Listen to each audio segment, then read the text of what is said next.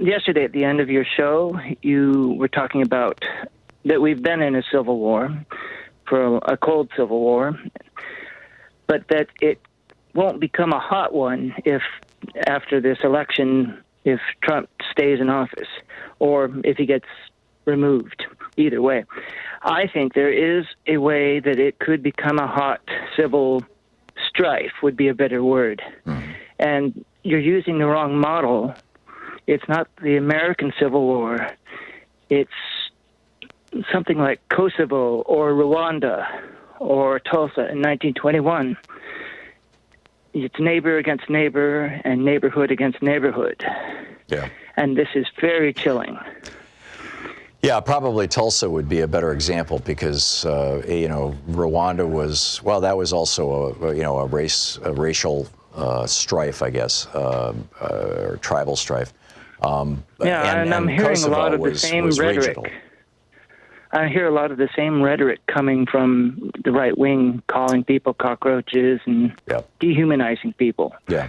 And that was led up. Well, and we're seeing that right now. I mean, the guys who killed a bunch of people who were because they were Jewish and killed a cop because he was a cop. This week. The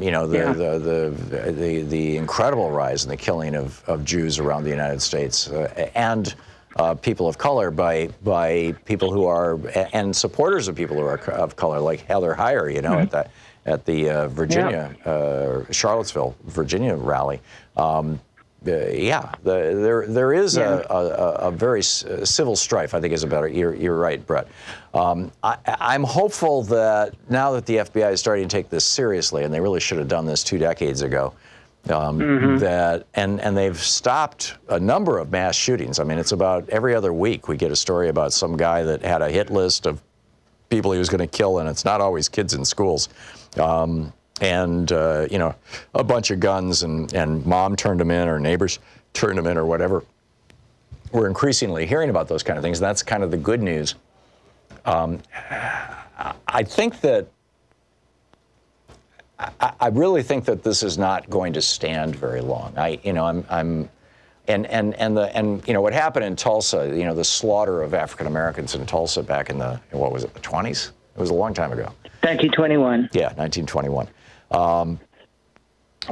I just, white people back then were more willing to turn a blind eye to things like the Klan. I mean, just average white people, to things like the Klan, and the news media was more willing to turn a blind eye to it. I think those days are over.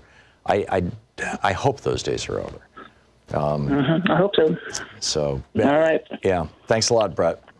Good to hear from you. We'll see. We'll see. But I think that the Cold War actually concerns me a lot because it's the oligarchs against everybody else. And now that the oligarchs own the Republican Party, that's why the Republican Party is not going to go with the Voting Rights Act, because they don't want black people to vote. It's just that simple, because black people, about 70-80% of them vote Democratic.